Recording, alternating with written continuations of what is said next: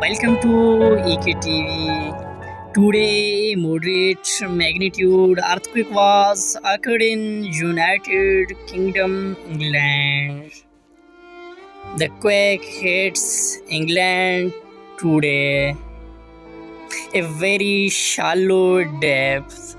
EMSC is the first agency to report this quake, and German Research Center for Geosciences also report this quake with same magnitude.